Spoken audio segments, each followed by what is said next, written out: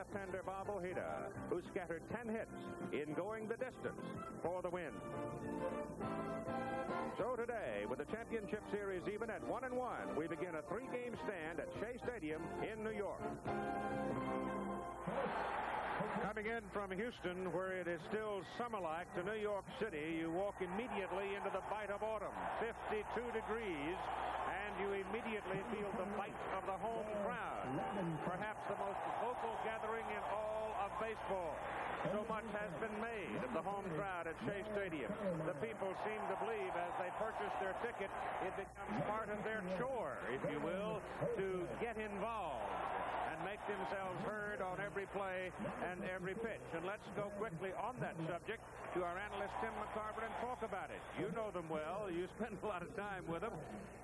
Do they, in this particular case, you feel, stand to have an impact on the Astros? I don't think there's any question about it, Keith. As a matter of fact, the fans here at Shea vicariously are affected by the way their ball club performs on the field. They actually feel like they're down there rooting for them. There are other cities that could claim this, but here at Shea Stadium, as you can hear, these fans here actually feel like they're down there as part of the New York Mets. And you hear in the background, I'm telling you, it's noise. The one thing about the noise level at this ballpark, it does have some place to go. At the Dome in Houston, no place to go. Let's talk about the pitching matchup now. Nepper, the left-hander, 17-12 on the year. Darling, the right-hander for the Mets, also had a fine year. Ron Darling got off to a good start. He won his first 6 decisions. Ended the year with a 15-6 record. And he had a strong September with a 1.81 ERA in September and October. Bob Nepper, on the other hand, was 9-2 in his first 11 decisions. Then he really hit a soft spot and had a bad second half. However, in his last outing, he did pitch 5 perfect innings. So both are geared. You throw away all the stats and they're ready to go. Let's talk about these Houston Astros for a moment now. In the 17 innings they have played, 8 times they have had the leadoff man on base, but they have only scored 2 runs. I was talking to Hal Lanier about it before the ball game, and he's very concerned about that because that's how the Astros get their rallies going. If they're going to score 3 or 4 runs in a ball game, with the exception of Glenn Davis, perhaps Kevin Bass, they're not going to have the 3-run homer. So it's very important that they not only get the guys on base, but move them around also. Well, we've got quite a day here on ABC, and tonight we start out here at roughly at noon with Game 3 of the National League Championship Series. Tonight we'll have the American League Championship Series, and in between we will have CFA college football. So we think you'll enjoy the day.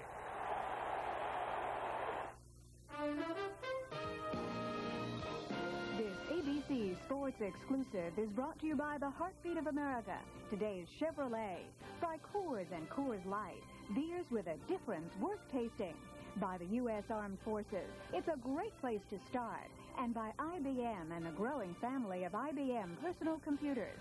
We'll return with Game 3 of the National League Championship Series after this message and a word from your local station. We're not a company, but we'll give you a chance to work where there's always a challenge. We'll give you opportunities to learn, to develop, to perfect skills that you thought were beyond your reach. We'll help you build a career that can reward you for the rest of your life. We're not a company. We're your country. We're the Army, the Navy, the Air Force, the Marines. We're the Armed Forces. It's a great place to start. Today's small cars are tougher than ever on oil. Their high-compression engines not only rev high, they can run hotter than regular small car engines. Their searing heat can begin to break down an oil immediately. That's why there's Castrol, the only leading motor oil that in every grade provides maximum protection against viscosity and thermal breakdown. So use Castrol before your engine does something to get you heated up. Castrol, engineered for today's smaller cars. On the Disney Sunday movie, he was a has-been who found hope. All you have to do is believe. Roy Scheider, Justin Henry, dreams can come true in Tiger Town. Mom, Dad's home. They're in the oven. Oh, you hungry Jack. Oh, so tender, hot. Ah, you warm my soul. Oh. Careful, Dad. Your face is going to stick like that.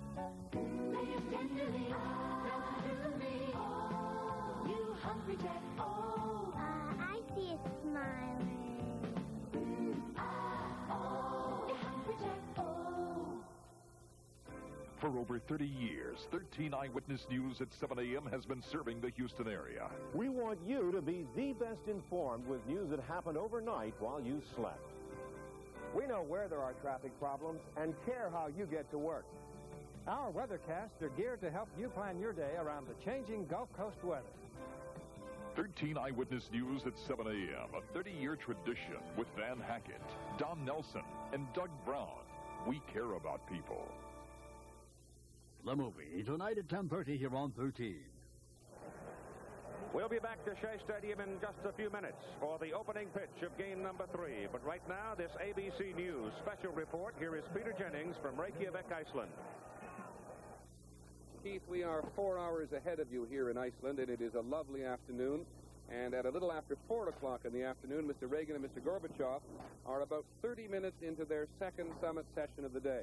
In fact, take a look at Hovde House, which is up on the edge of Huxafloe Bay here in Reykjavik, and look at that gorgeous rainbow over Huxafloe Bay, there behind the minimum security that has been put up around this wonderful old wooden house in a modest surrounding for the leaders.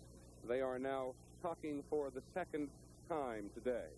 They have been provided, as I said, with modest surroundings, and this is the break session after they had lunch here this morning. They went early this morning to Hovde House to have their first session. President Reagan was the first to arrive. Mr. Gorbachev was the second. What happens in these sessions, protocol being very important, is that Mr. Reagan, in this case for the first session, arrived first and is the host for the first session. He came with the Secretary of State and his National Security Advisor, and then Mr. Gorbachev came along. You probably noticed Mr. Reagan without a coat. The Icelanders are going to rectify that because they have produced beautiful coats for Mr. and Mrs. Reagan and Mr. and Mrs. Gorbachev. The President was out the door as he was the host to meet Mr. Gorbachev, and they listened for just a moment to the shouts of reporters. They didn't get any answers. They didn't say anything particularly substantial outside. And then they went in and sat down in some rather uncomfortable surroundings, so uncomfortable for what's called a photo op session that they decided to work over a table this morning and had their first session with the American delegation not saying anything other than they were friendly and businesslike. Walt Rogers is standing by because the Soviets had just a little to say. Walt, what's the tenor of the Soviet camp? Peter, it's fascinating to hear the hype the Soviets are putting on today's meeting. It's as if they want to pressure the United States to get their way. They say the fate of future Soviet-American dialogue, meaning a summit conference in Washington, hangs on what we see here today. Okay, Walt, thank you very much. Walt Rogers out close to Hovde House. We'll be here through the remainder of the day to bring you up to date as best we can on the second session, which should end, if it ends on schedule, in about an hour and a half from now. In the meantime, I'm Peter Jennings in Reykjavik. Hope you enjoy the rest of the game. Back to you.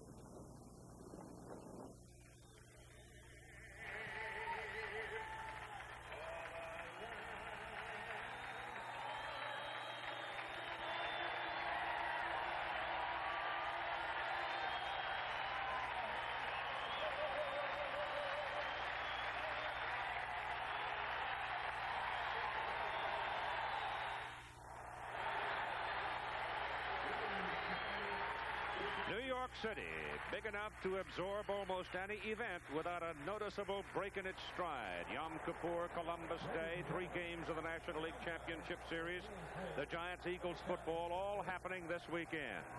If you know how, getting about this city can be reasonably convenient. Here is a man who has finally figured it out. Jack Whitaker.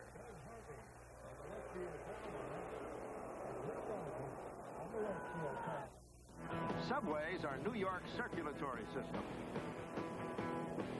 And while they are crowded and noisy and sometimes dirty, they remain the quickest way to get to work or school or even a baseball game.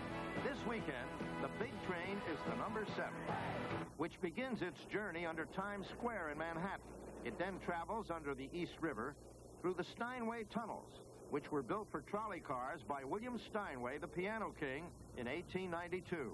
The twin tunnels were converted to subway use by August Belmont in 1902.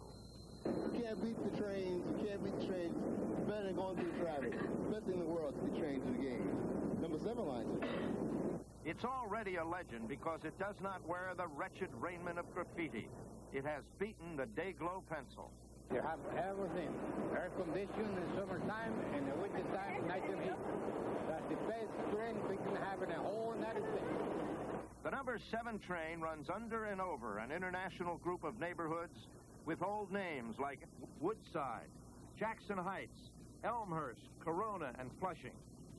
In them, you will find Asians and Indians, Irish, Italians, Jews and Hispanics, an ethnic mix strong and ever-changing and ever-mixing.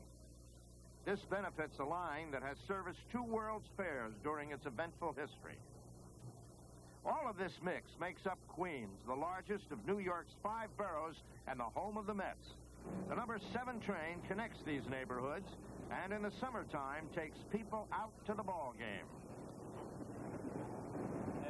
Well, there you have it. A different way to get to the ballpark than you'll find in Houston or other cities in this country.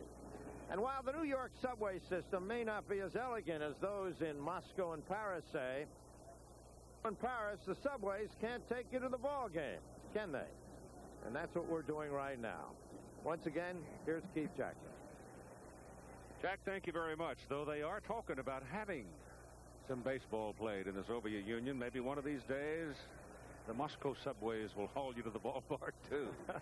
I think we should talk just a little bit about the weather, though, because there is rain forecast for Monday. They think, we know we'll get this one in today in 50-degree temperature. Tomorrow, possibility of some light rain because it's an evening game, but Monday, every weatherman in town seems to be dead firm that it's going to rain. And if it's going to be rain, it's going to be a cold rain. That's right. The teams are about ready to make their appearance on the field. Let's first off check the batting order for the Houston Astros, and they will show a little bit of a change today in that Bill Doran goes to the top of the order. He's 1 out of 8 in the playoff series 2 games. Batting number 2 and playing center field will be Billy Hatcher. He's 1 of 8. Denny Walling back at third base with the right-hander pitching for the Mets. He's 0 for 4. Glenn Davis, the first baseman, hits cleanup. He has the home run that won the first game for them. Kevin Bass stays in right field, and that's number 5. Hitting number 6, left fielder Jose Cruz, 2 of 8 in the series. And catching Alan Ashby, 1 for 1 as a left-handed hitter. He'll be on the left side today. Batting number 8, it'll be the shortstop Craig Reynolds, also a left-handed hitter, and he was 2 for 3 with Bob Nepper on the mound. Now, Bob Nepper is not a gimme at the plate. He has a couple of doubles and a triple on this season. Now the Mets are in place defensively outside. Kevin Mitchell is in left field today with Mookie Wilson moving over to center. Darryl Strawberry in right. Keith Hernandez at first base. Tim Tuffle goes in at second base today instead of Wally Backman. Santana remains at short for the Mets, and Knight stays over at third with Gary Carter back at the plate and Ron Darling doing the pitching. And before we get ready to go, let's spend a moment with Tim McCarver as he talked with Kevin Bass, the colorful right fielder for the Houston Astros. Here's their conversation. All right, Kevin, we made the deal the other day about the shoes, and I just wanted you to know that I've kept my end of the bargain with Shoe Trees. That's with Shoe Trees. Oh, okay, so now your end of the bargain, the Sammy Davis Jr. The Sammy Davis, man? I mean, like, you're just a real cool cat, man, for doing this for me. I mean that. I really do. And I just want to thank all the people in New York, man, because it's just been a really gas of a time for me. You know what I mean, man? I can dig it, babe. I know you can, because I can. Hey, I really thank you for these. These are nice. You're welcome. What do you pay about it? $90 for these? Oh, we won't get into that. Thanks a million. All right. How about Keith Jackson? One more time. Yes. Okay, here we are, everybody. We're here at the LCS playoffs, and I'm Keith Jackson along with my co-host, Tim McCarver. What do you got to say about that, Tim? And we'll be back in a moment. Tommy. Another one. You gotta love it. Here I am without shoes up here. Bill Doran has come to the plate. Quick question, Tim, with a movement in the lineup defensively for the Mets. Tuffle at second base, Wilson going to center, and Mitchell into left. What does it do defensively? Well, I think the Mets are weakened at second base because of the limited range of Tim Tuffle and the limited range of Kevin Mitchell in left field. They are weaker defensively, but as strong offensively. First pitch of the ball game by Ron Darling. It's on the outside corner, a fastball for called strike one. Doran, remember, was taken out of the leadoff spot, shoots it to the right side. Big gravy bounce for Hernandez, flips it over to Darling covering, and the leadoff man is out 3-1. Doran finally getting over that full groin pull, now has the physical health to go back into the leadoff spot. What's the hop here? Not as tough a hop because the hop occurred a long ways away from Hernandez and gave him an opportunity to adjust to it. They play on Mother Earth here at Shea Stadium. No rug here. Mickey Hatcher, who batted in the cleanup spot the first two games of the series. Billy Hatcher is up there now, 1 of 8, 125.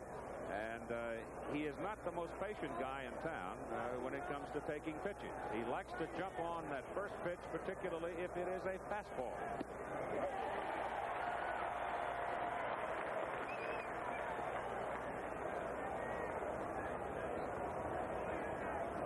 Billy Hatcher will be followed by Denny Walling, who will be a left-handed hitter, and Hatcher calling time steps out. Hatcher's speed in center field, though, has been a very big defensive plus for these Houston Astros. He made a catch the other night when it looked like for all the world the ball was going to fall in. He just simply kept churning after it and came home with it.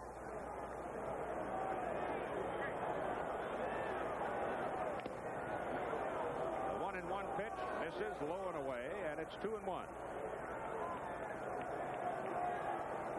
The wind seems to be blowing straight in, but you never know. That's banged over the pitcher's mound, out into center field. Tuffle made a run at it and couldn't flag it. And so Hatcher now hitting in the number 2 spot has a base hit, a bouncing single to center. Now Denny Walling, dangerous hitter. And an interesting confrontation between Ron Darling with one of the best right-handed pitchers' pickoff moves in the National League, and Billy Hatcher, a man who will run. Darling with very quick feet.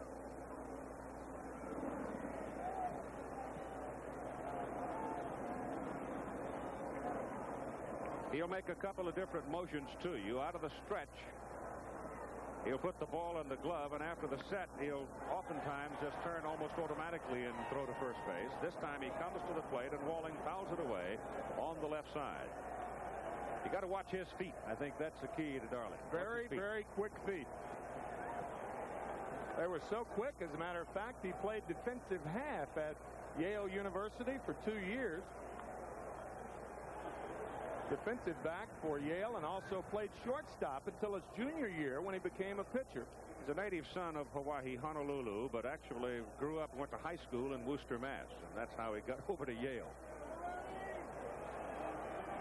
Hatcher goes. Pitch.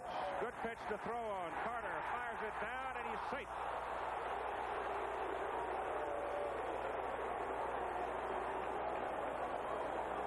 That pitch was up and out and gave Carter a good set position for the throw, but Hatcher just burned it. You have heard of acceleration starting off, but Billy Hatcher had acceleration finishing up. He looked to be out, and that last burst of speed right before the slide and the straight-in slide, and Rafael Santana did not apply a quick tag. Kind of a slow tag there. Walling loops one to right. It's going to drop for a base hit. Hatcher turns. He's coming home. Strawberry whips it back in, and it's too late. And Houston gets the lead 1-0 as Walling drives in Hatcher from second base. And there's the aggressiveness of the Houston Astros surfacing early in this ball game. And that's something that they have not done in the previous 2 games, even though they did win the 1-0 game. We talked about that tag of Rafael Santana. And it's up to a shortstop or a second baseman when they do get a good throw to make a quick tag. And Santana did not make a quick tag on that throw by Carter. He also didn't took care not to put that hand down, and with the spikes coming in too, which may have cost him the out. Glenn Davis, 31 home runs on the regular season, hit the home run off Dwight Gooden to beat the Mets 1-0 in the opening game. The pitch outside and coming to the backstop, and Walling moves on down to second base.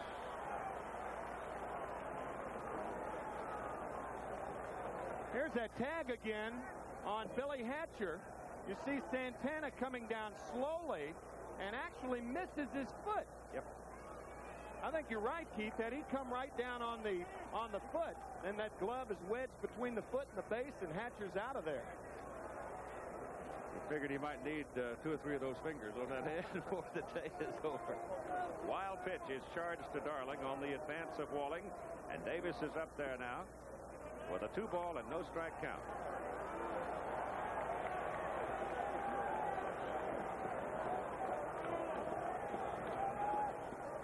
Even though the feeling up here is the wind is blowing in and the flag is showing that as well, it's not necessarily the case because the wind swirls around inside this horseshoe-like structure. Outside corner, ball strike. 2-1 on Davis. Kevin Bass is on deck.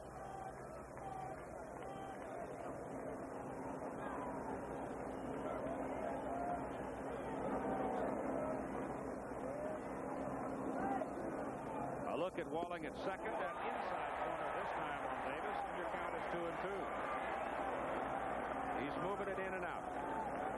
And remember, he too can throw the split-fingered fastball, but not throw it with the speed of a fellow like a Mike Scott. That's the difference between Ron Darling this year and years past. His split-finger fastball, and I would expect that Davis will get that on this count.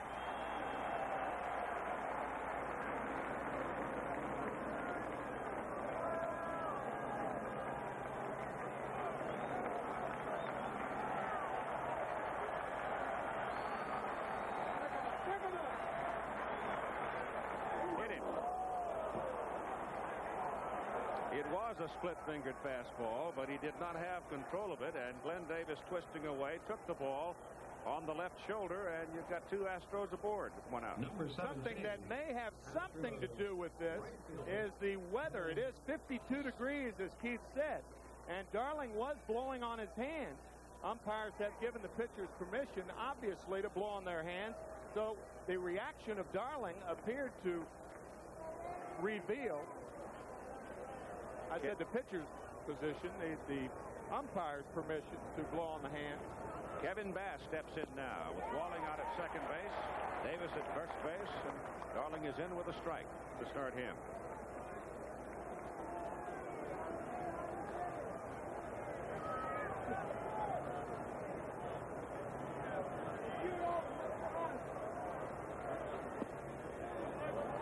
Just inside.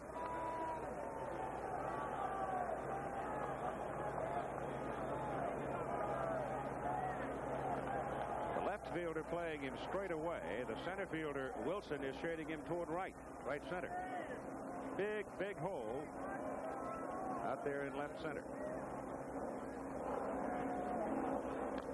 Foul at the plate.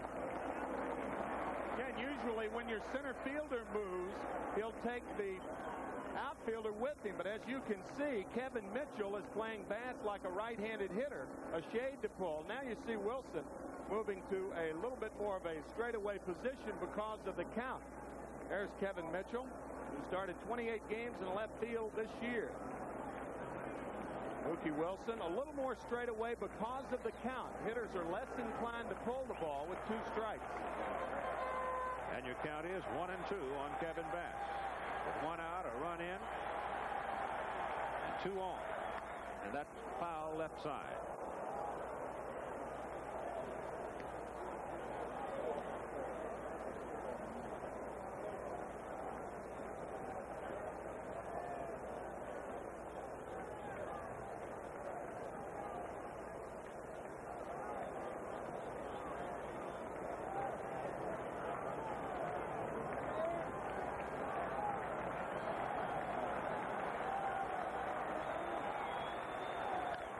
Again, foul to the left side by Kevin Bass.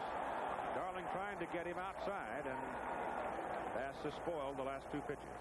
Well, that's why Kevin Bass had a good year this year. Ron Darling has worked him with fastballs with 2 strikes. But the good hitters foul off the good pitches. And the bad hitters, the guys who hit 240, put them in play. Walling at second, Davis at first, Cruz waiting on deck, Bass at 1 and 2. 2 and 2 as the pitch is outside. We talked about the split finger fastball with Darling. The reason that he was reluctant to throw it initially, the size of his fingers. He does not have big fingers, and it requires long fingers in order to control that split finger fastball. Strike 3, breaking pitch looking inside corner.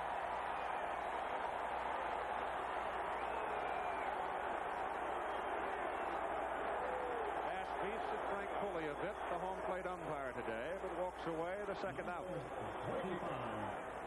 Bass, I assume, thought this ball was low. And there's that split finger fastball, and I think Kevin's got a pretty good complaint. That ball did appear to be low. He seems to turn it a bit inside to that left-handed hitter, too. The ball seems to have that kind of movement. With 2 down, here is Jose Cruz, and that's a strike. Kevin having a good longing look, I think, back up at home plate.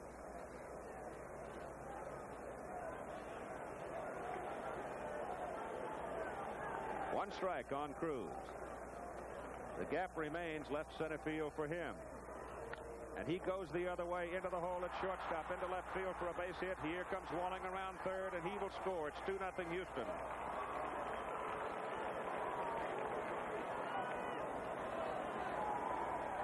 So the stolen base by Hatcher, and if you will, the timid and or late tag by Santana at second base on the throw by Carter. Walling knocked him in, and now Cruz has delivered Walling. Ball grounded to the right of Rafael Santana, and it had some punch on it too. Kevin Mitchell, playing moderately deep, had no play at Dennis Walling, whereas in the dome he probably would have had a play because the ball would have gotten to him a lot quicker. Ball does not carry through this grass very fast. Alan Ashby, the Houston catcher, is now up. The Astros jumping out to a 2-0 lead, and Darling goes outside with a pitch.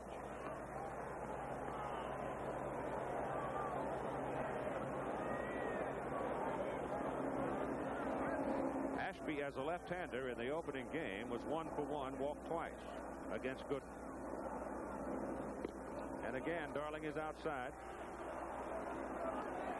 Craig Reynolds is a shortstop today with Darling pitching, the right-hander, and so he'll be up next. So Rod's going to be looking at a lot of guys coming from that crooked arm side of the plate today.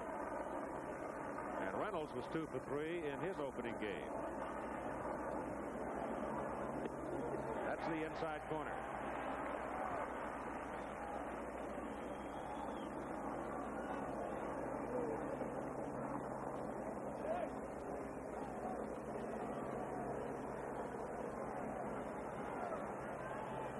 Glenn Davis, second base, throw back on him. They got him.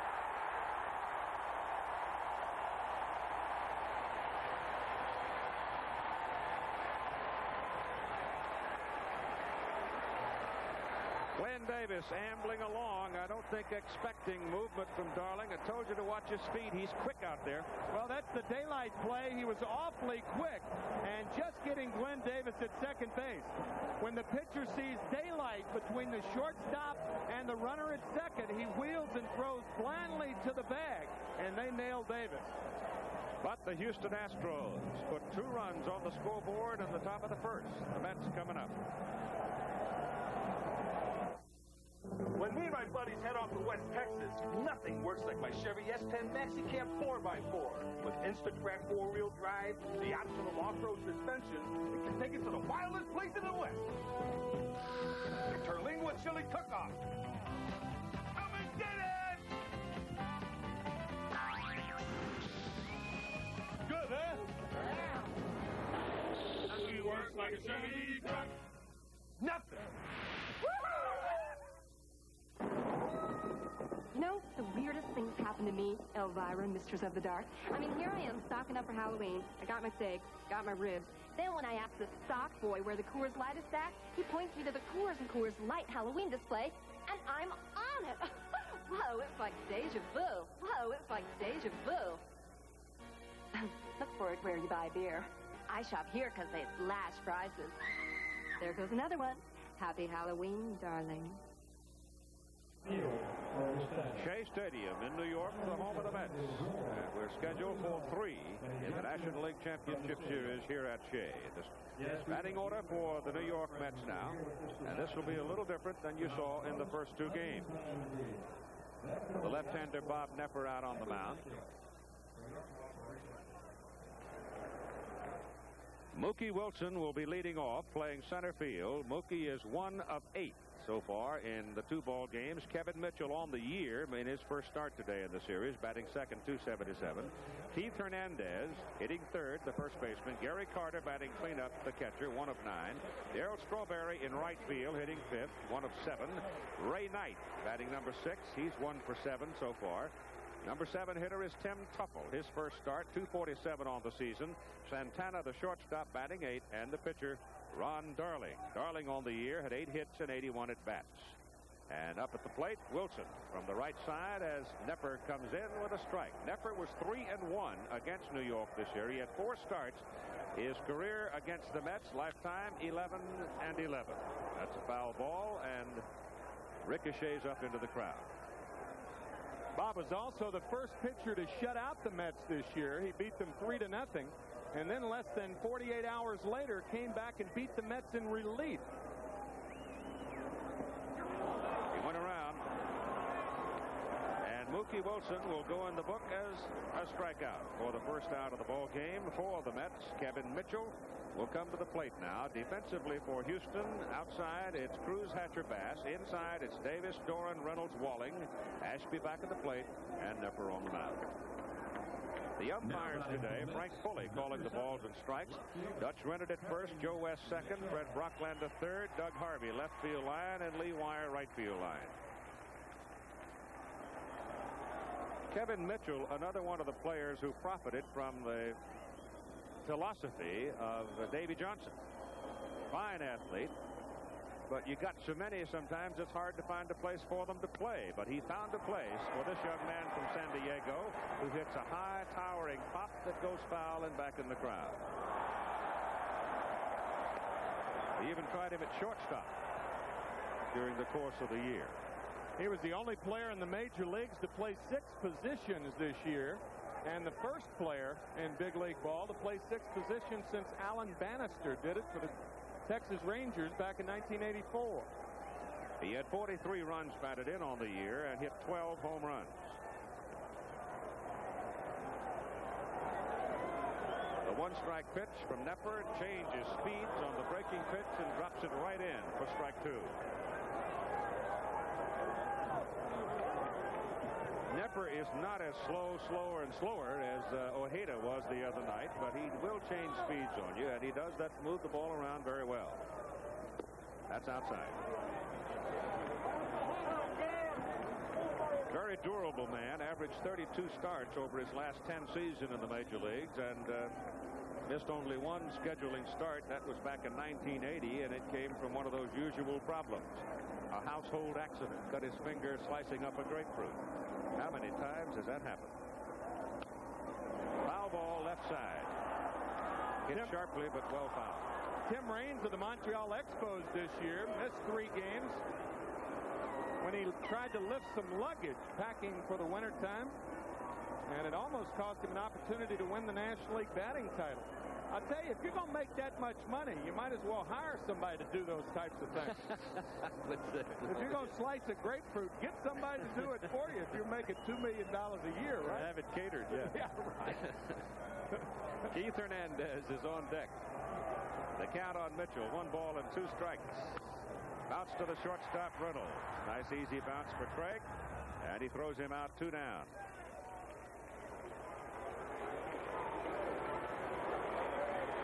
Keith Hernandez.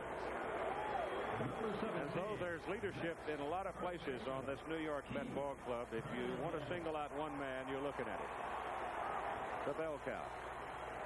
Well, the intensity that Hernandez brings to this club was at a type of intensity that this ball club simply did not have before he arrived and has had since he arrived.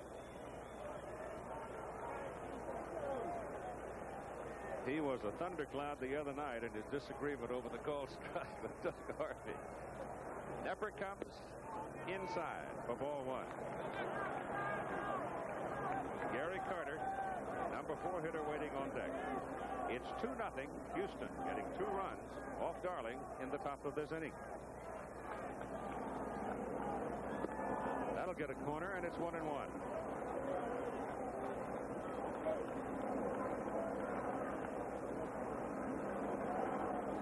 He's got just enough movement in his delivery, natural delivery. Gives you a little bit of that look coming from first base side, and it's tough on the left hand. He's going to try to get Hernandez out inside. That ball is hit to Davis. Davis will do it himself. And so Nepper gets the New York Mets in order in the bottom of the first inning, and after 1 inning of play at Shea Stadium, it's 1-0 Houston. 2-0. Your attention, please. Hello. To help you to remember to ask for the Bartles & James Premium Wine Cooler, Ed has invented some memory aids. When you enter a bar, think of bartender. When you think of bartender, remember Bartol's. When you say Bartol's, think of Bartol's. Then say, bartender, give me a bottle of Bartles & James. This may take some work, but it is well worth the trouble. So please remember Ed's memory aids, and we thank you for your support.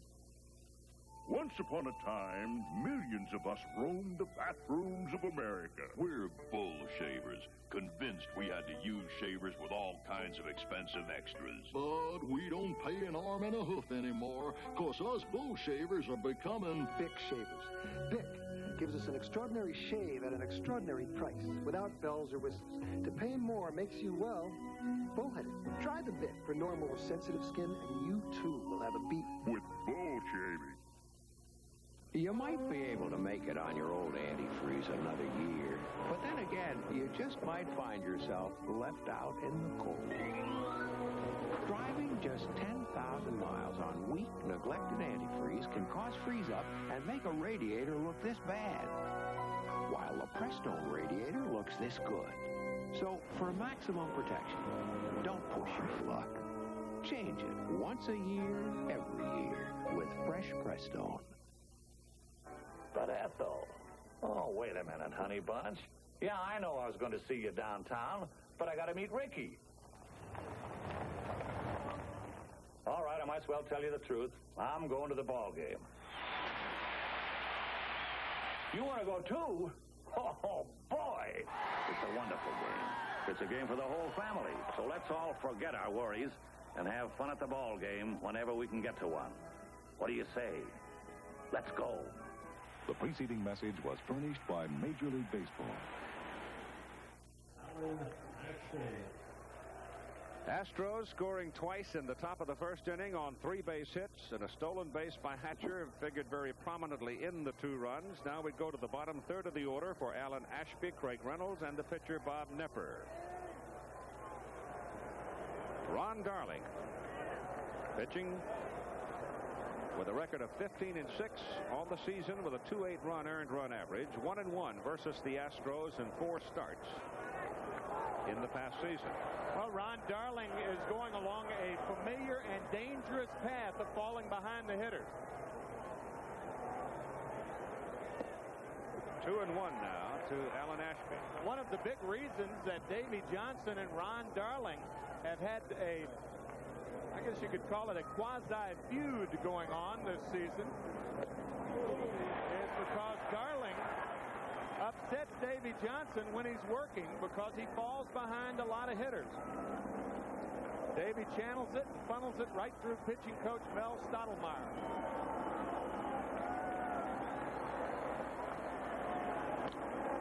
Bouncing ball for Tuffle, and his first play in the series results in a put out at first base on Ashby. That'll bring up Craig Reynolds. Number 12, shortstop, Craig Reynolds. Reynolds was 2 for 3 in the opening game against Dwight Gooden. Native son of Houston, stayed at home and is having his career there.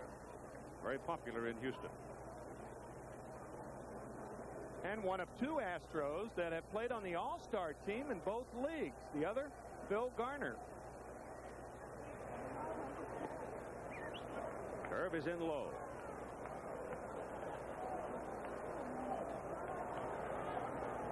I can see why David Johnson would have a bit of a nervous stomach sometimes with Darling constantly being behind, and he has been so far in this game. The results are often good, but it's getting to those results that give managers bad stomachs. He's now behind 2 balls and no strikes.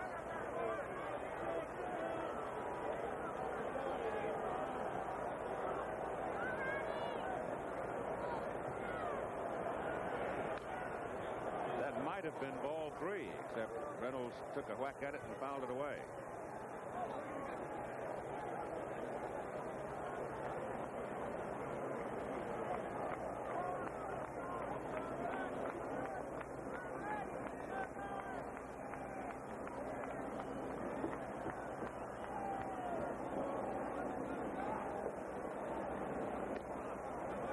Ball 3, 3-1 now, with 1 out for the Houston shortstop.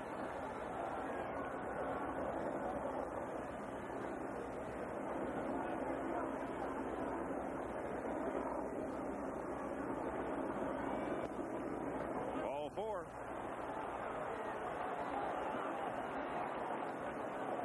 So he's hit a man, and now he has walked a man. He has been touched for 3 hits. Hernandez to the mound to talk to him. And never coming to the plate. Houston. He also has had a wild pitch in the ball game. Keith Hernandez going to talk to Darling, and he told him one of 3 things. Give me a chance to charge, count 1,001 and throw home. Or I'll charge and then come back to the bag. And the third thing, when I charge, step off. And the last 2 is to prevent that runner from running. So evidently it was he took 1 step forward, held his ground, and he threw over there.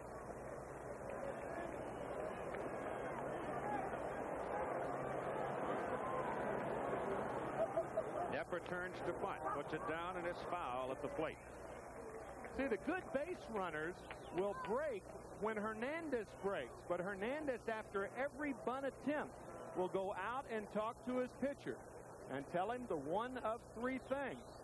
If you don't have something to combat or defense against, then the runner will take off with Hernandez and go ahead and steal second. You won't need to bunt.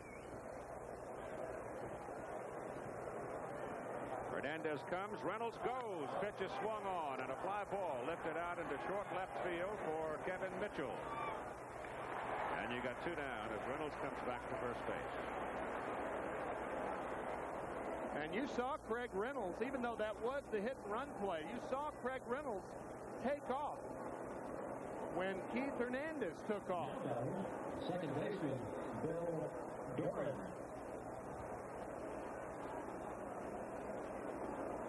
That Charlie Kerfeld up there? Or? Charlie and Larry Anderson have the conehead mask that they wear. Never know where they might turn up. Bill Doran, top of the order now, up for the 2nd time. Grounded out to first base, his first time up. And he hits the ball well. Going deep to right center field. It's gone. A 2-run home run by Bill Doran, and it's 4-0 Houston.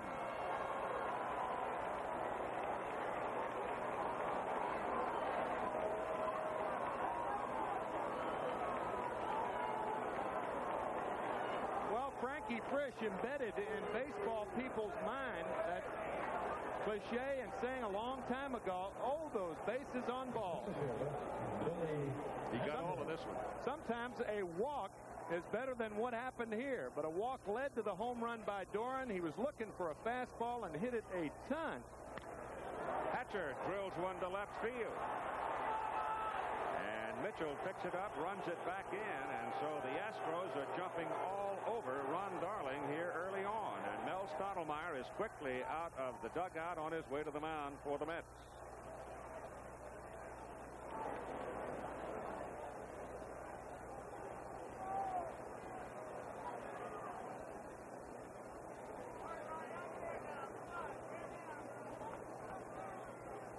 A fastball on the slight outer part of the plate, just off the middle of the plate, and Bill Doran looking for it all the way, hits it to right center. Not to return. 5 hits now off Ron Darling, and a 4-0 lead for Houston. So the Astro bats that were silenced by Ojeda, they have already doubled their run production for the first 2 games. Yeah, in 1 2/3 innings of their first 2 ball games. Danny Walling, who singled his first time up, a looper to right, advanced to second on a wild pitch, and then scored on Jose Cruz's single.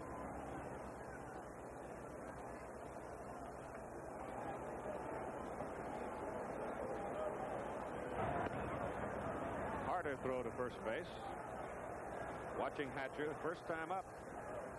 Billy had a single and then stole second base. Creeping off. And the pitch is outside. Ball 1. Aguilera, Rick Aguilera, is up now in the New York Mets bullpen, loosening up. He may get an early call.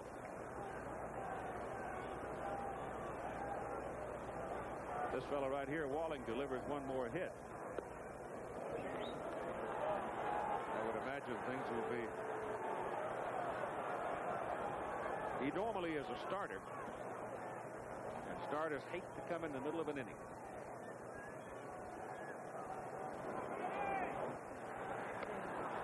Darling playing catch now with Hernandez, possibly with the intent of slowing the pace a bit. Runner goes. Carter's throw. Hatcher's 2 for 2. He beat Darling on that stolen base. And watch Denny Walling take this pitch. Watch how he kind of leans out over the plate. He's taking all the way, and he leans out over the plate, thereby impeding with the throw of Gary Carter. If you have no intent to swing the bat, Hatcher is safe. But I've often contended that that is interference on the part of the hitter. You never get the call if you're a catcher. He was taking that pitch all the way, and there was no reason to duck into Carter the way he did. That's a prejudiced comment from a catcher. It could be.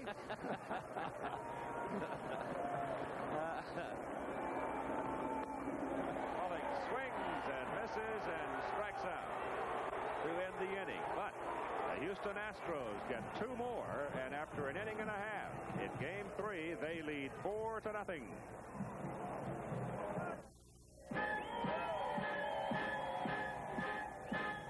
Big parade this year. It's the economy.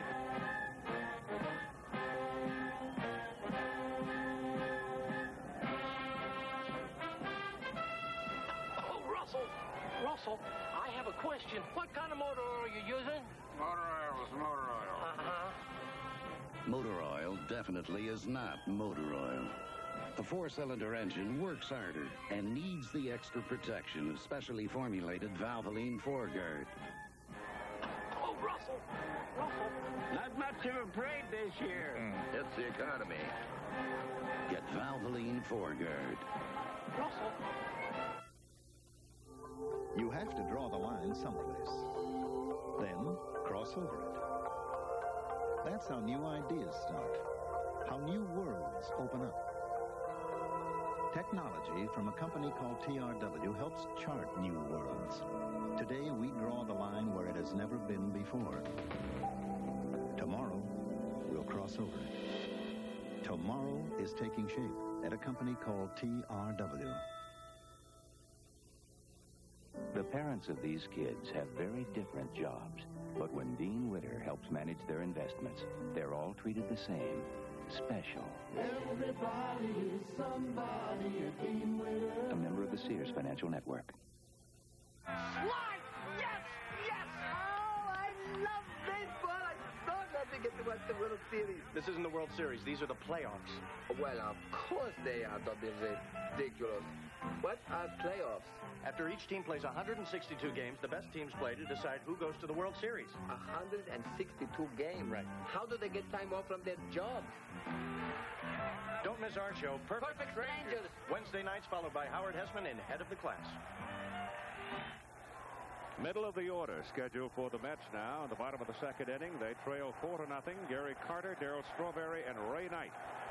Carter has 1 hit and 9 trips to the plate in the previous 2 games. Bouncing ball to the shortstop, Reynolds, and 1 down. Yogi got as big a cheer almost as anybody when he was introduced, even though he is a coach with the visiting team. Of course, Yogi Berra is cheered everywhere he goes in New York City. And if the Astros win this playoff series, Yogi will be going to his 22nd World Series. Darryl Strawberry at the plate with 1 out and nobody on. And Strawberry is often victimized by left-handers. And he starts out taking a pitch high for ball 1.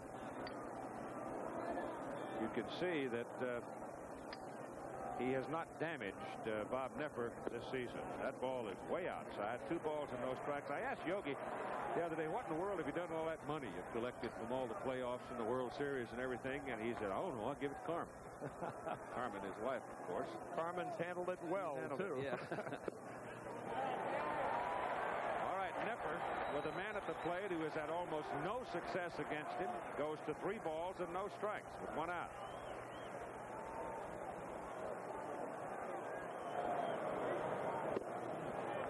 Comes in with a triple and makes it 3-1.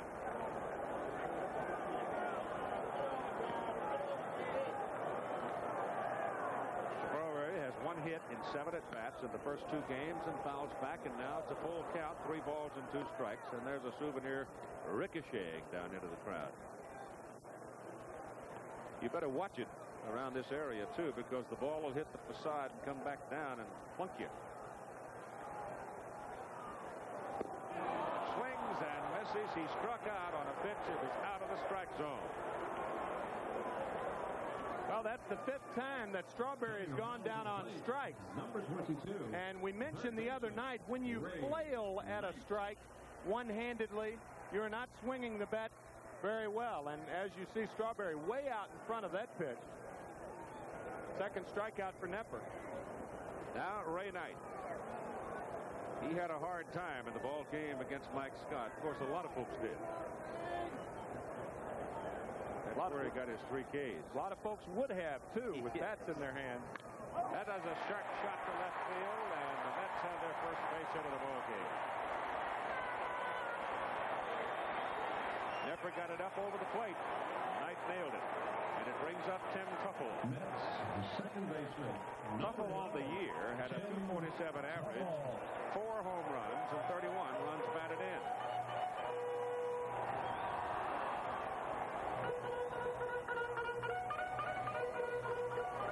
Say what? You got me. I'm not going to comment on that.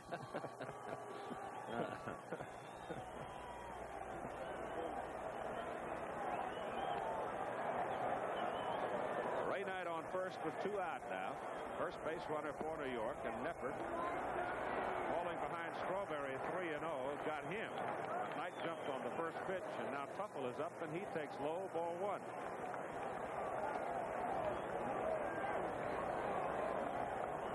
Tuffle came over from Minnesota. Winter trade. That ball is hit to the second baseman, Dora, who flips it over to Reynolds, the shortstop, forcing Knight coming down, and the Mets are turned away. But at least they have a base hit now in their scorebook. So after 2, it is 4-0 Houston. Look, there's a woman playing. That's Laura Nelson. It is a sales department. That makes her a ball player. That makes her part of the team. She's really on the ball. But can she hit one? She told me about these IBM computers she installed, called System 36s. Strike 1. I told you. They come in different sizes for most any kind of business. She put IBM personal computers on everyone's desk, tied them into the System 36, and the place is running smooth as silk. Strike 2. She can check inventories, track deliveries. Can she keep track of the ball? She made the most of IBM's computers and software. And she made the most of that pitch. It's a double. It's a triple. It's beginner's luck.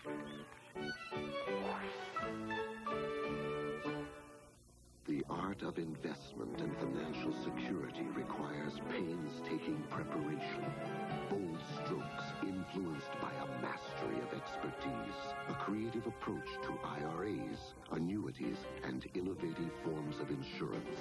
As one of the strongest diversified financial institutions, we have the capabilities to turn the business of investment into an art. The Travelers. Have you looked under the Travelers umbrella lately? The muffler shop, the transmission shop, the tune-up shop. None of them has this total car specialist, Mr. Goodwrench. Whatever's happening with your GM car, he can fix. Because he has more than just a shop, it's like a laboratory, equipped to diagnose any system in any GM car. And he's trained to understand the total automobile, not just parts. Mr. Goodwrench, the total car specialist. No one knows your GM car better. No one. That camera belongs to Houston's pitcher, Bob Knepper. And obviously he can't be fiddling with it today, but he's passed it off to other folks to keep recording a video history of this championship series. Take it home, edit it, and have something to show visitors. Matter of fact, he got Mike Scott's 1-0 ball game the other night. And also the no-hitter that Mike Scott pitched to clinch the division for the Astros. Len Davis, Kevin Bass, and Jose Cruz. For Houston, that's a bouncing ball. Third baseman Ray Knight, long throw, and he gets Davis.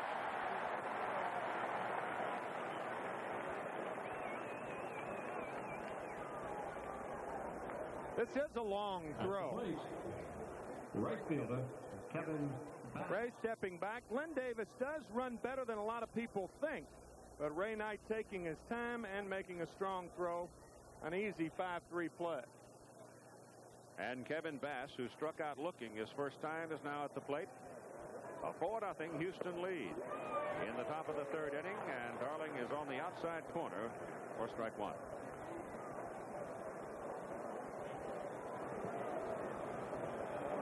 See there that Kevin has been busy at the bat in the series. And has started to hit the ball for distance.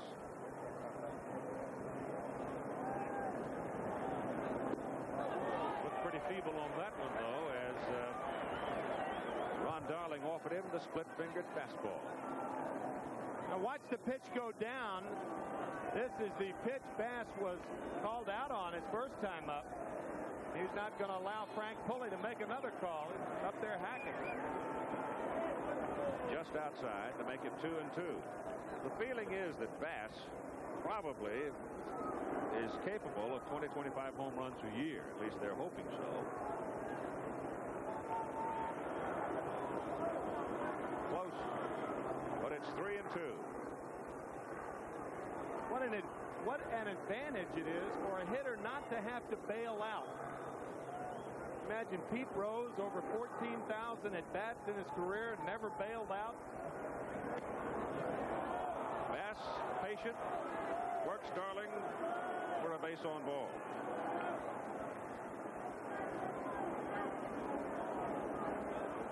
That's his second in the ball game, and he's hit a man. And now he'll be pitching to Jose Cruz, who singled into the hole in left his first time up.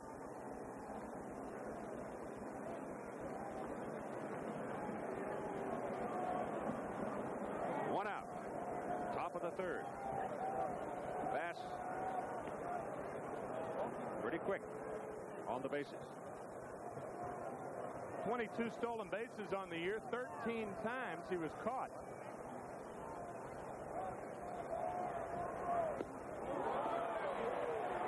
Cruz losing his hat as he went all the way with that swing. Jose Cruz rarely gets cheated. If I were Hal Lanier right now, it'd be a good idea to send Kevin Bass. You've got a team that's down. You are in a position to play much more aggressive baseball.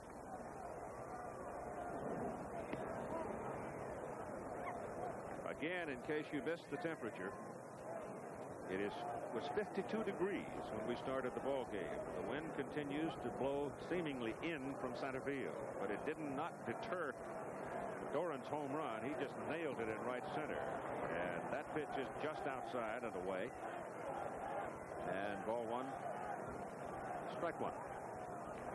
Willie Mays told me one time that this was the toughest center field to play in the National League. And remember, he played most of his games at Candlestick.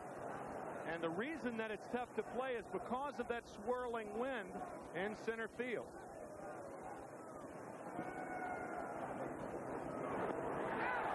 A little closer that time. He lobbed one and then fired one. Matt Galante is the first base coach for Houston. Dennis Menke at third. 1-1 no. Goes back to first base again. So Darling is selling Bass on the idea don't go.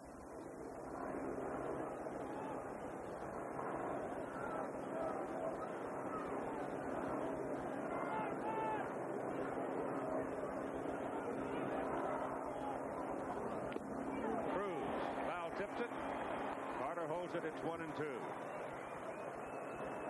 That was a good sequence there. Darling threw to first base 3 times and then barely came to a stop and threw home. There are a lot of ways to deter the runner at first base from running. One is to hold the ball an inordinately long amount of time. The other is to quick pitch. Foul back.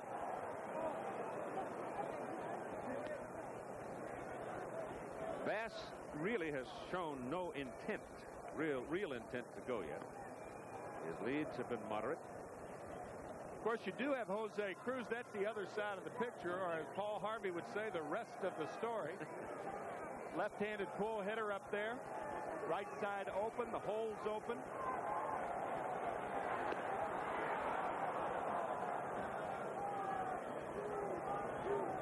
Aguilera continues to throw in the New York bullpen. You see the hole on the right side of the infield, affected by the fact the first baseman has to hold the base runner. And that's a foul ball on the right side.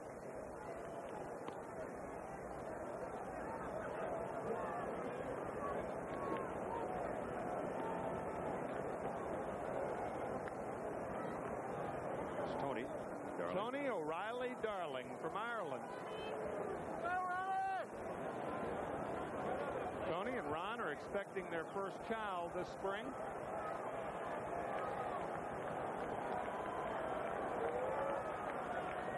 The 1-2 pitch to Cruz is high and away. It's 2 balls and 2 strikes. The pitcher's spot is scheduled up second in the bottom of the 3rd inning, and Aguilera continues to throw out in the New York bullpen. And you obviously know that David Johnson would like Darling to get through this inning without any more damage. But you also know that David's got to be grinding pretty good in the dugout right now.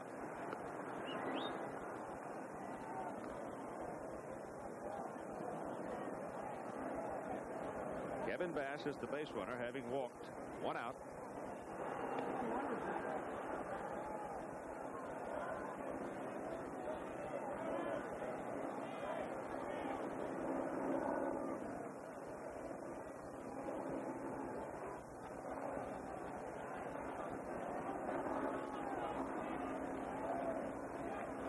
Runner goes, pitch outside. Carter's throw is high. He stole it. That's 3 stolen bases, 2 by Hatcher, 1 now by Bass, and Bass got a big jump that time. And you see him turn on that right foot. Carter did not have a good pitch on which to throw. The first 2 times, however, he did. And Bass is in there. You notice the straight in slide. There's really no advantage to hooking in the second base when you're trying to steal second. Now Cruz 3-2. He struck out. He went too far. Frank Pulley called him out right away. He tried to check on it. The pitch was outside, but he had gone through the strike zone with his bat, and you've got 2 down. That's the 3rd strikeout for Darling, and brings to the plate Alan Ashby.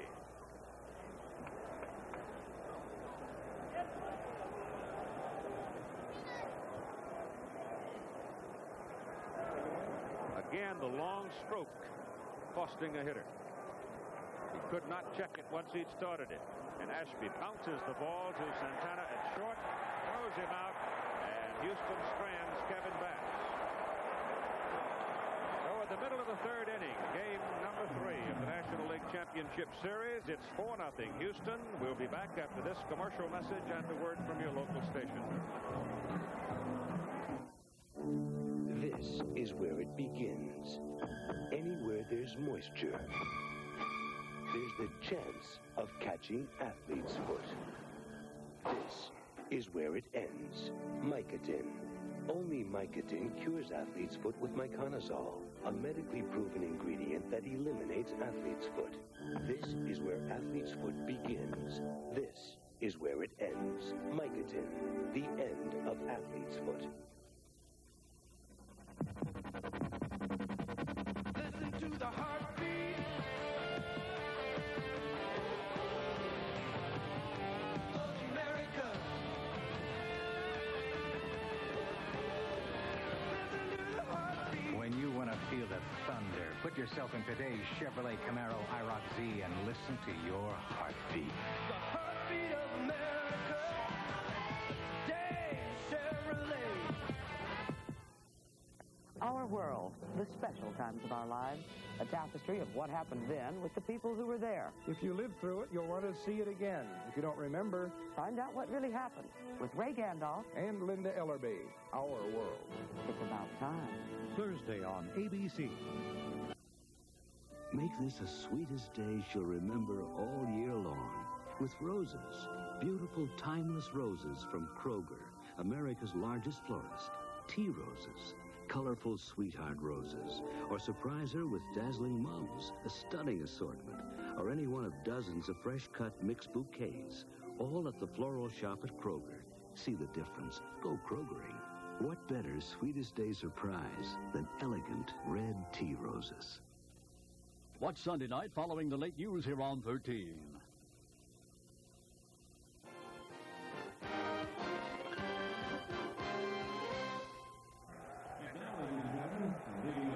Toughest ticket in town. Getting into Shea Stadium the next 3 days. Rafael Santana, Ron Darling the pitcher, and Mookie Wilson. 3 scheduled hitters, and Darling is out in the on-deck circle, and Nepper comes with a pitch to the outside corner for a call strike on Santana. Toughest ticket in town for me was getting me up in one of those blimps. I'll tell you. No way. 1-1. Aguilera now has gone quiet in the New York bullpen. So I guess David Johnson and Mel Stottlemyre have decided they're going to stay with Darling for a while. Hard shot for the shortstop. Reynolds handles it well. Throws it low, but Davis digs it out. A lot of dogs going to be sold today.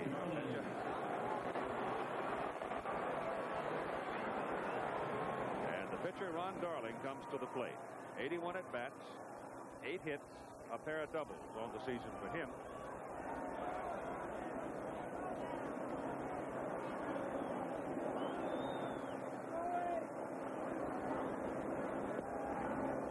Slowly in, but good for a strike.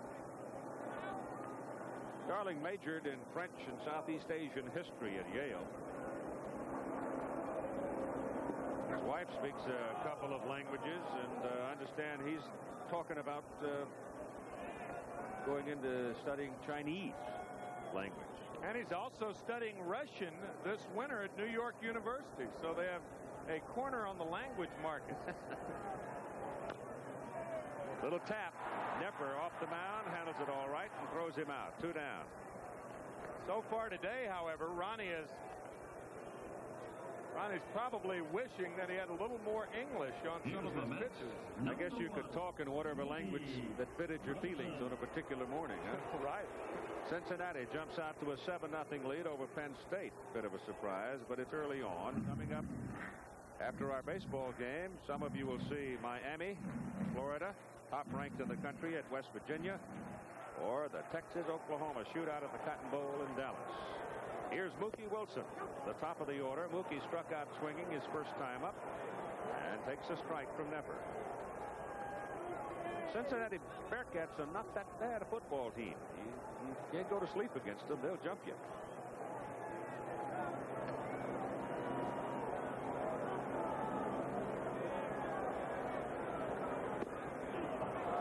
Strike 2 on Wilson. Mitchell on deck. Houston leading 4-0.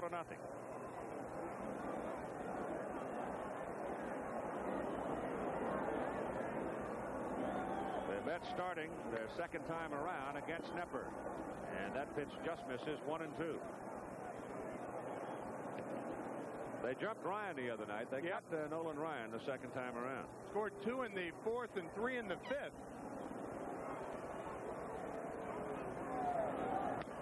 That's foul. Had to woke him up in camera row down the left side because it was a dart.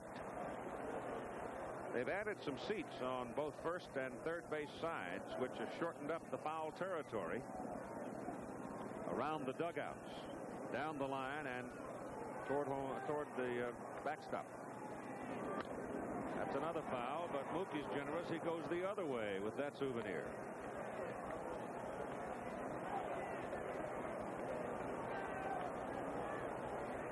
And that could be a problem as far as first baseman and third baseman are concerned on foul balls.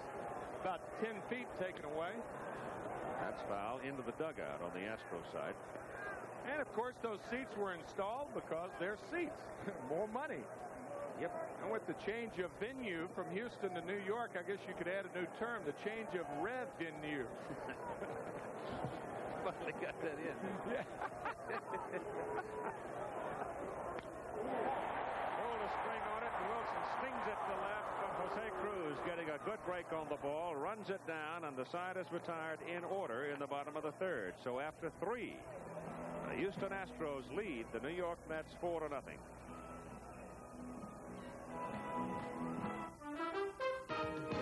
This ABC Sports exclusive is being brought to you by Valvoline Motor Oil, where motor oil is not just motor oil.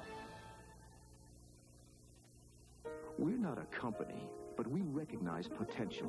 We develop it. We use it. We'll make sure that as your responsibility grows, so will you. As your ability for leadership grows, so will you. Working with us, you'll gain self-confidence, become a person with a future. We're not a company. We're your country. We're the Marines, the Army, the Navy, the Air Force. We're the Armed Forces. It's a great place to start. Time's running out to play McDonald's NFL Kickoff Payoff. Oh, no! But I just got started! I just got started! Less than 2 weeks left to collect your favorite NFL player trading cards. There's not enough time! There's not enough time!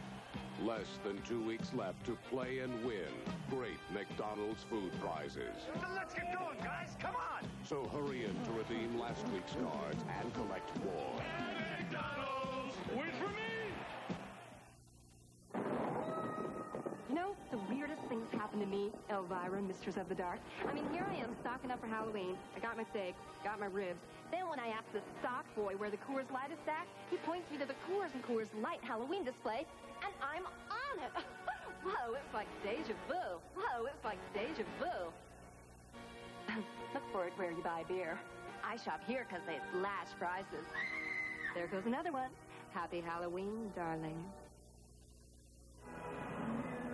We noted before the ball game that Houston hadn't done a whole lot having leadoff men aboard, and Tim McCarver asked Hal Lanier if it had been a bother to him.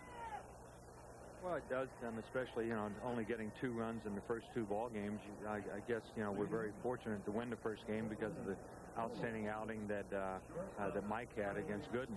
And, when you don't get any runs, of course, you're not going to win many ball games, and this is what we have to do starting today. When we get people on base, we just have to get that key hit. And they have done it, and he has sent them, and they lead 4-0, and we go to the top of the 4th inning for Craig Reynolds, Bob Knepper, and Bill Doran. And first pitch hitting, fouls it away to the left side, and that's back in the crowd. Reynolds' first time up today, he walked and was aboard when Bill Doran hit the home run. And the Met outfield playing very, very deep for the 8th place hitter. Craig Reynolds with 6 home runs this year, but you can see Kevin Mitchell in left field very deep, and Mookie Wilson in another time zone in center. You can understand the pull position, because when a player pulls the ball, he's using all of his body with which to hit. However, when he hits the ball the other way or to center field, he's using more of his arms, just his arms. He doesn't complement his power with his body. That's why you shouldn't play him as deep the opposite field. In this particular case, left field. That split-fingered fastball dropped. There's Dwight Gooden, who pitched the opening game. The Mets struggled some, but still kept his ball club right in it. Losing 1-0. 1-2 pitch now to Craig Reynolds. We've got a balloon floating around in the outfield. They continue, and Darling goes outside. Nepper is in the on-deck circle. There's your balloon flopping around. In the case of Mitchell and Wilson, both, though, they like to charge the ball. Well, that's true. Obviously, you're better coming in on a ball than you are going back on a ball, but there's got to be an area where you can do both.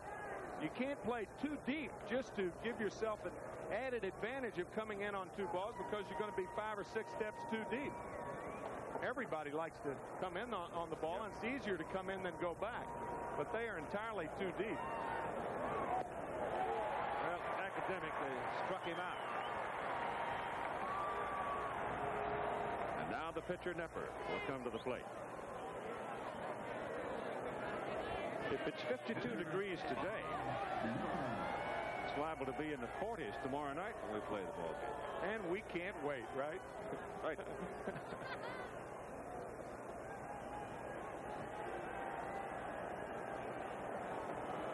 Well, the hand warmers are a little easier to handle these days. They got that chemical stuff now. You can break it up, stick it in your pocket. You don't have to take that hot thing out there. Darling looking a little better in this inning as he's finding the corners now, and he hits one there for a called strike on Nepper. That's low. Both of these pitchers, very interesting guys. We talked about the multi-linguistic ability of Darling. Bob Nepper, also a very interesting guy, an opera buff. Favorite singers are Pavarotti and Mario Lanza.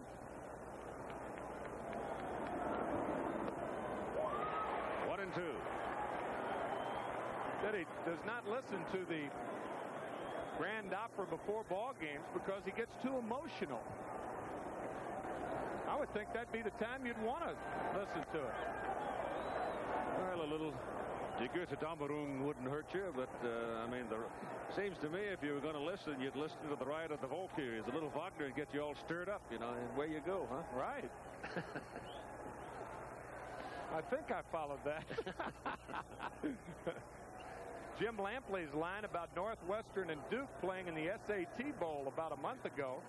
Maybe these are SAT matchups today, huh? 1 ball and 2 strikes to Bob Nepper. And it's 2-2.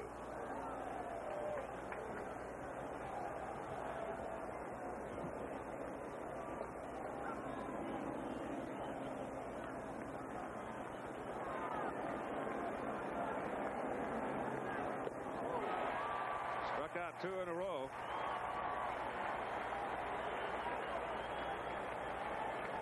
He now has 5 in the ball game.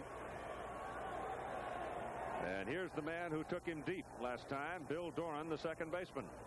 Second baseman, Bill Doran.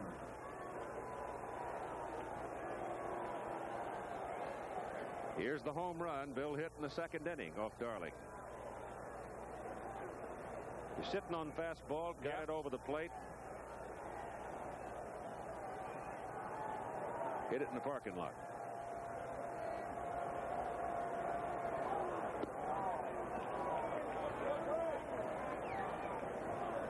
Jerry Kuzman and Tommy Agee to Jerry's left.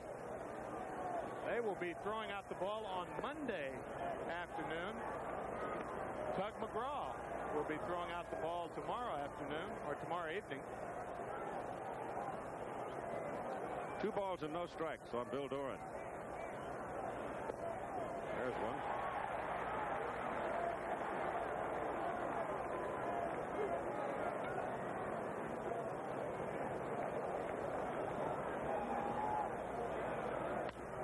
To the shortstop, Santana.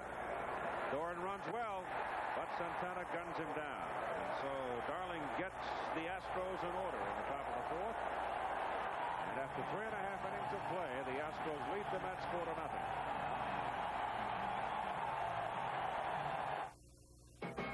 IBM presents You Make the Call. With one out and a runner on first, the batter hits what appears to be a routine double play ball. But look, the runner slides directly over the bag and into the fielder. Is the batter out too? You make the call. Taking your business on the road can be a cumbersome task, and productivity can easily fall off. Presenting the IBM PC Convertible, a powerful personal computer that easily converts to a full-function portable. One you can use in a train, a plane, a car, or a meeting, and be as productive on the road as you are at the office. The IBM PC Convertible. One computer for people who really need two. Even if a runner slides directly over the bag, it's still interference if he goes out of his way to intentionally break up a double play. So if you said the batter was out too, then you made the right call. This is the car, the number 9 Ford Thunderbird, Bill Elliott's race car. This is Bill Elliott's motor oil, Unical 76. It's won every Grand National race he's won. It's the same oil you can buy for your car at 76 stations. And this is Bill Elliott. Ready, boys? Go with the spirit. Try Bill's motor oil. Spirit of 76. Tuesday. Okay, boys, here we go. Are you looking for a little touch of class? Come on, it's in my bedroom. Maddie's bedroom, the final frontier. Well, knock yourself out. For future reference, I really like this. Fine, you can borrow it any time. Try moonlighting. Then, We made a deal. If we're going to have a huge fight, we do it naked. new rules for a modern marriage. Are you going to take your clothes off or not? On Jack and Mike, right after moonlighting. Tuesday. The Honorable Robert Wagner, he was the mayor when the plans were laid down and construction started and eventuated into what we have now, Shea Stadium. So he was the mayor of New York City when the whole thing was being put together. And he's here today watching the ball game. And the home folks will send up Kevin Mitchell, Keith Hernandez, and Gary Carter. And Mitchell stings it to center. But Hatcher is right there for the catch.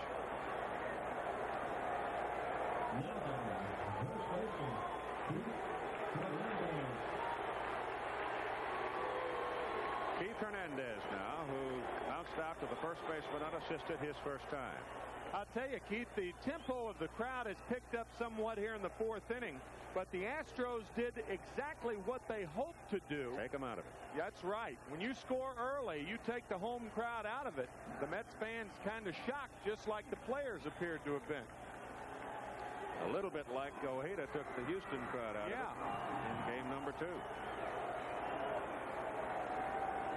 Hernandez up, Carter on deck, and it is confirmed now, at least the word out of the press box is that Mike Scott has now been named to start tomorrow night's ball game for the Houston Astros.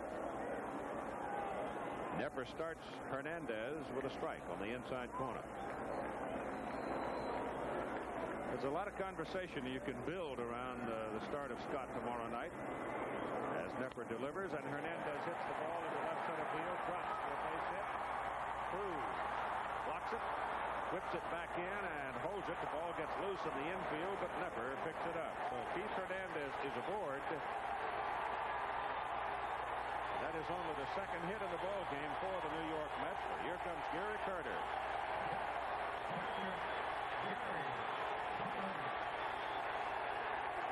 Well, a pretty good curveball by Bob Nepper. And then you see Hatcher running in front of Cruz. But Hernandez has to stay at first base. When you're 4 runs down, you just can't take that chance. And there's power at the plate in Carter.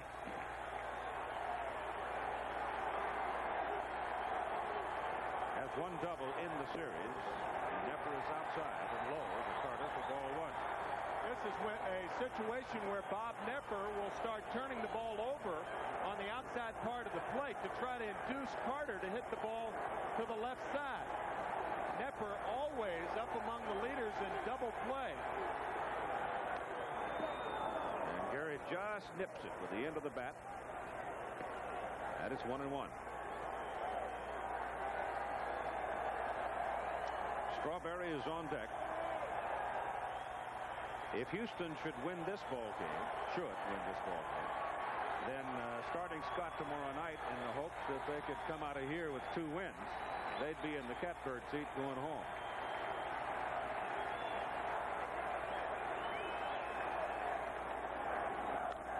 Ball is hit to the right side, and Bass going back. Wynn grabs it a little bit, but he plays it well. And a throw back in, a strong throw, but Hernandez hustling gets back to first base.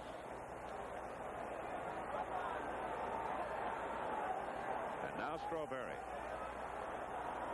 The wind in that instance appears to indeed be coming in a bit because it turned it some.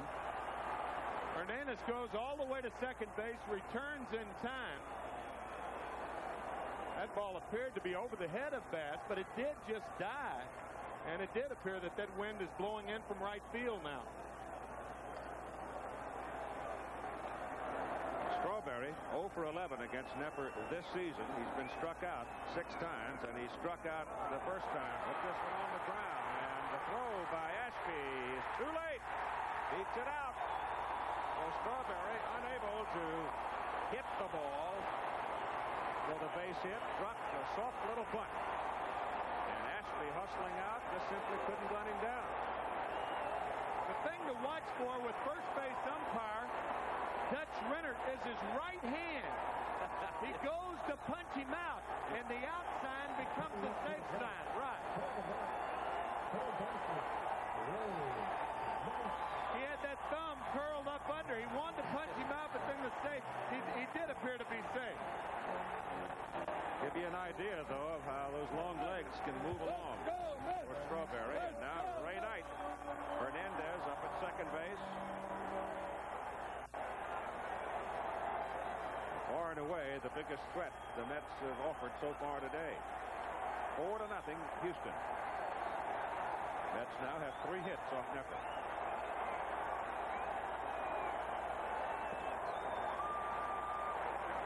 Ball bouncing away from Ashby, but he recovers quickly. Runners are held. Knight, first time up today, had a base hit. And then was forced at second base for a 3rd out. Got back in the 2nd inning. You see, too, that Ray has had a goodly amount of success against Nepper in his career.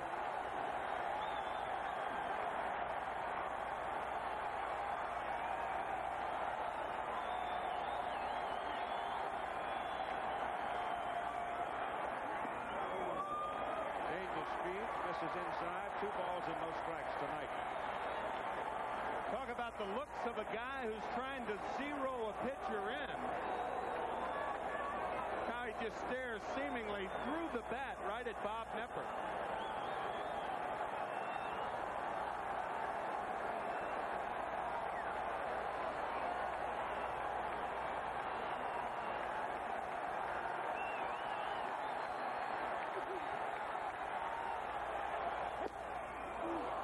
Strike call.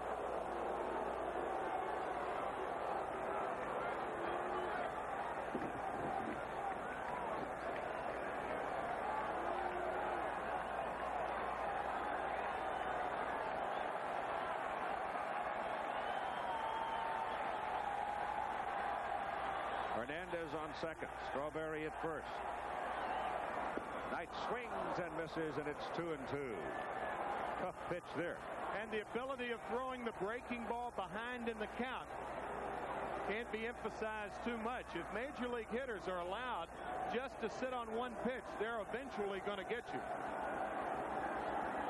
That was a good 2-1 curveball there tonight.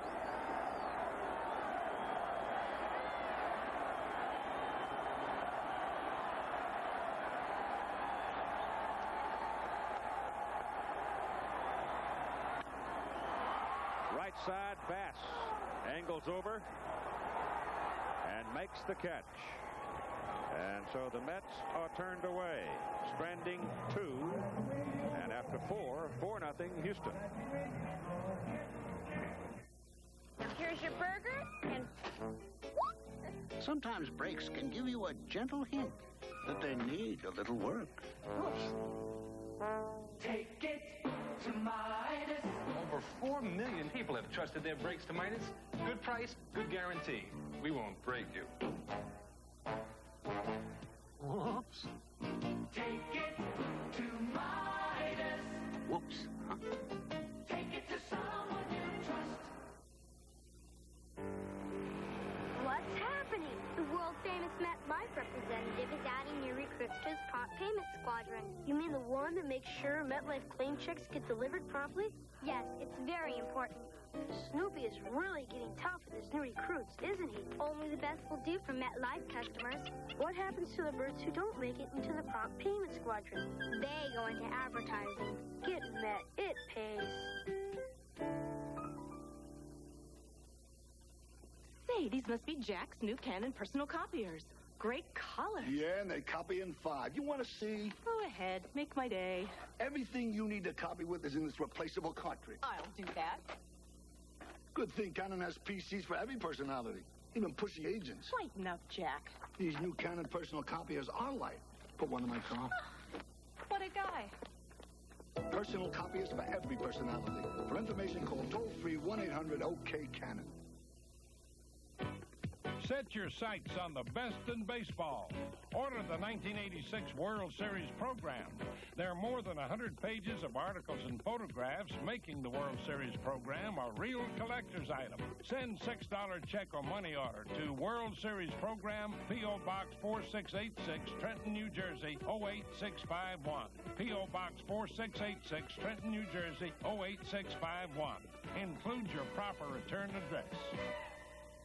The preceding message was furnished by Major League Baseball.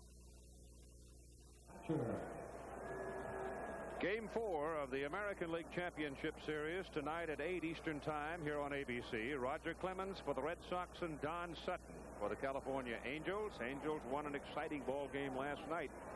Al Michaels and Jim Palmer out of the West. They had a fun team to work with last night. They surely did.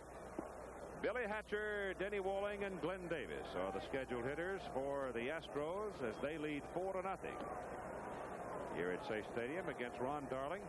It has been confirmed now, as we said earlier, that Mike Scott is the scheduled pitcher for Game 4 for Houston, and he'll be going against Sid Fernandez, the big left-hander for the Mets. And Al Lanier making his decision after talking to Mike Scott to go ahead and let him go. Hatcher hits a high pop. The wind's got a hold of it a little bit and drifting it back. And great catch, a great play by Knight. He's in the dugout. Astros help him a little bit, and he couldn't hold it as the ball hit his glove just as he went tumbling into the dugout. But a great try by Ray. The manager of the California Angels, Gene Mock, had this rule changed about 20 years ago. If Ray Knight had come down with that ball and the visiting team helps him, and in the process he drops the ball, the batter's out. Gene Mock knocked it out of Jerry Grote's hands. Jerry, the catcher for the New York Mets at Veterans Stadium, not Veterans Stadium, Connie Mack Stadium in Philadelphia. Hopper back to the mound. Darling handles it and throws out Billy Hatcher. It used to be if you catch your ball and go into the dugout, anything goes. You could actually whack it out of the guy's hand because technically that was their dugout. But Gene Mock had that changed when he dislodged the ball from Jerry Grote, and they changed the rule after that 66 season. Denny Walling is now up for Houston with one out. To the second baseman, Tuffle, 2 down. I remember Earl Batty of the Minnesota Twins. There's Mike Scott, the pitcher for tomorrow night's game. Remember the time at Dodger Stadium when he ran into the dugout trying to make a play and caught himself right in the throat on the top of the dugout. That was in the 65 series against the Minnesota Twins, right? Dodgers and Twins. Really scary moment. Glenn Davis is up now, and Ron Darling has been able to handle the big bomber of the Astros so far today. He hit him with a pitch in his first at bat in the first inning, and then got him to ground out to third his second time up.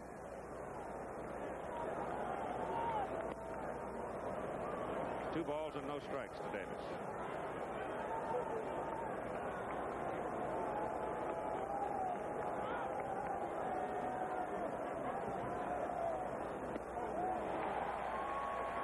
He had his cut, came away empty. We're at bat at the top of the fifth inning for the Houston Astros, leading 4-0, and it's 2-1 count.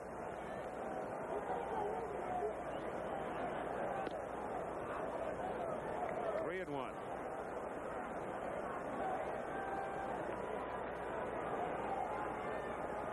This is a fastball. Watch this swing. In the strike zone. Yep, beat it on the ground. Santana comes across, can't glove it. Goes over the glove and out into center, and Davis is on.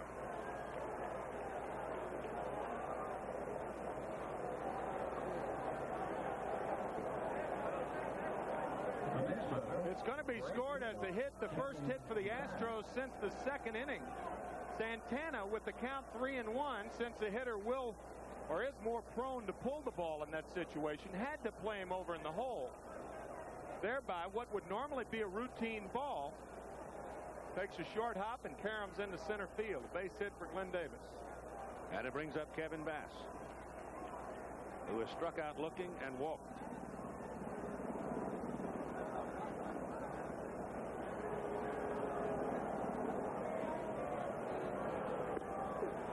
Outside corner.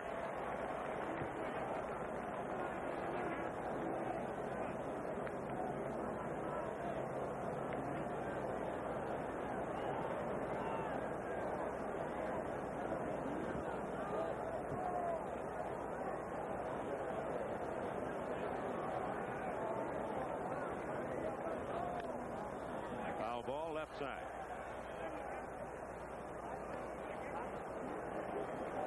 You really think he's going to keep your shoes? Yeah, I do. Shoe trees and all. I didn't tell him that I've been trying to get rid of those shoes for about a year. Nobody thinks.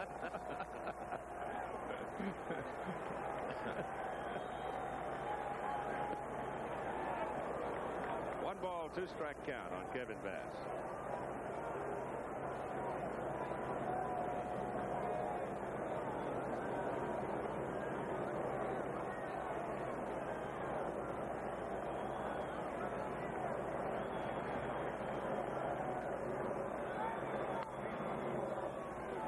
Fouled into the Astro dugout.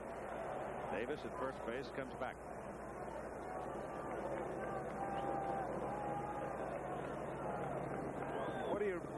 You figure about 10 feet they gave up in foul ground. This new seat on each side. Looks like about 700 to 1,000 people added.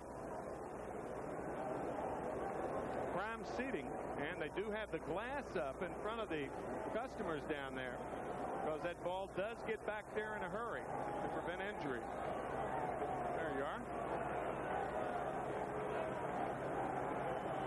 1-2 pitch to Bass, popped up, coming back, it's out of play. He's in a defensive posture now at 1-2. He has really been taking a lot of defensive swings. He struck out his first time on a called split finger fastball for a strike, and then walked on a 3-2 pitch his next time up.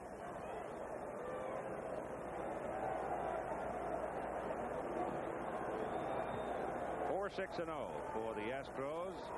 3-0 for the Mets. The line at the moment.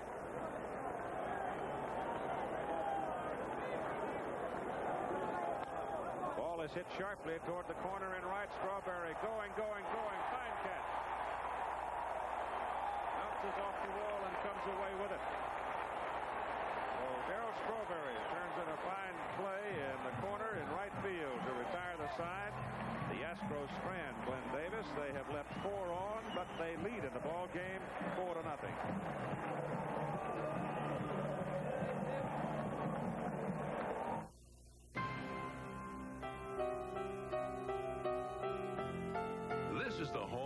world-famous Clydesdales. A symbol of Budweiser's long tradition of quality. The finest ingredients, beechwood aging, and a special touch of care and pride. No other brewer has such a tradition of quality to live up to. But then, no other brewer makes the king of beers. After all, this Bud's for you. When we want to work up a sweat, nothing works like this full-size Chevy pickup. Got the muscle of a fuel-injected 350 V8. And it's available on every full-size Chevy. It's got the strength of girder beam front suspension. Where? Oh, there. Plus, double-wall construction. So, when you need a tough-working partner,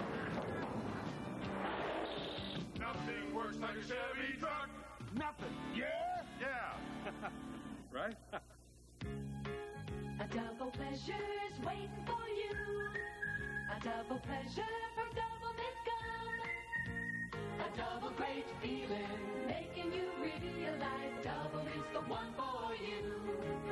Double fresh, double smooth, double delicious to chew. A double pleasure is waiting for you. Double Mint Gum. A double pleasure is waiting for you. Double Mint Gum. Kmart, we're your neighbor and America's favorite store. The understanding between the American farmer and the things he owns is very simple.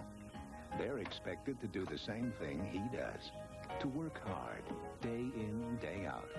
He's the kind of customer our Motivator 650 by Delco Remy was built for, and it's the kind of value that's made us what we are today. America's favorite store. Kmart, the saving place.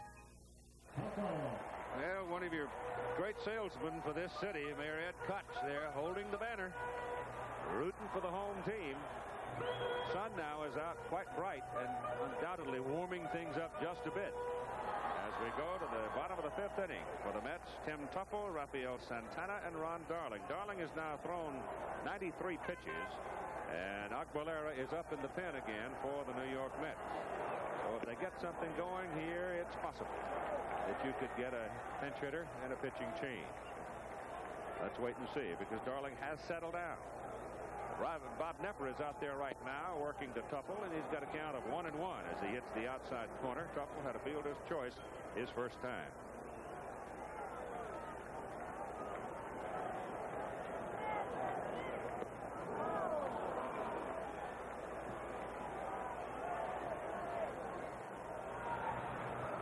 There's Rick Aguilera. Played his college baseball at Brigham Young University.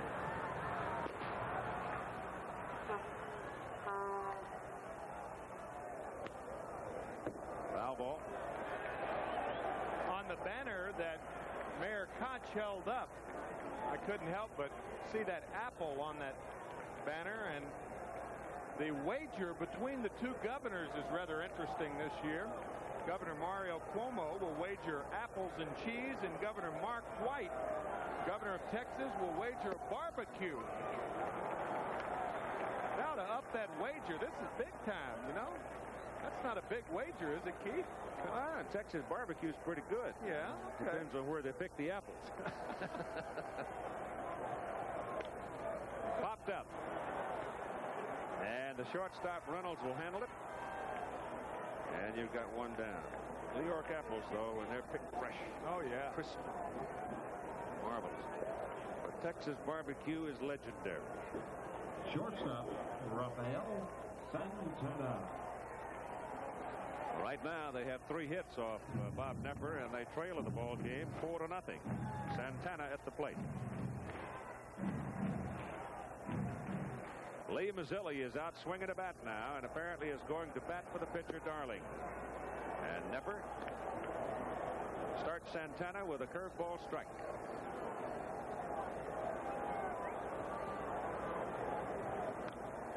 Pops him up. Ashby coming back, but the wind blows it away, and it goes into the crowd.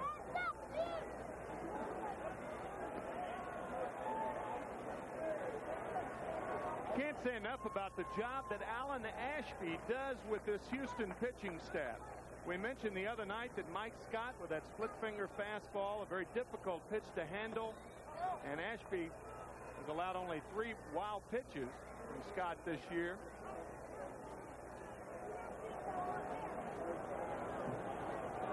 "20 shutouts for Houston this year. Certainly Ashby should share in the credit." Brought that one in by the whiskers. And it's 1 ball and 2 strikes. Well, after a couple of breaking balls, this is just big league pitching. You've got to do this. You've got to pitch inside to be successful.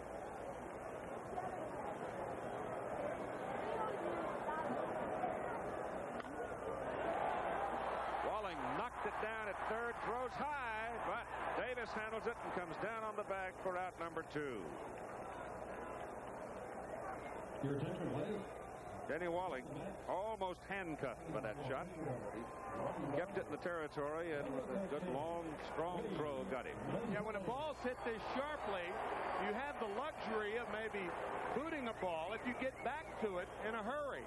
But Walling does throw it high, but Glenn Davis saves the error. It was a rainbow. Lee Mazzilli making his second appearance in the series as a pinch hitter. Struck out down in Houston, but he nails this one up the middle for a base hit.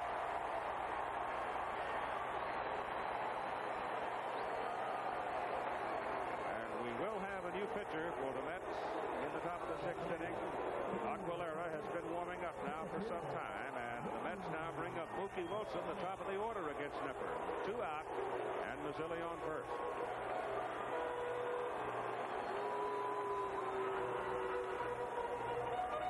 Wilson last time up hit the ball sharply, but Jose Cruz had him played well and made the moving catch.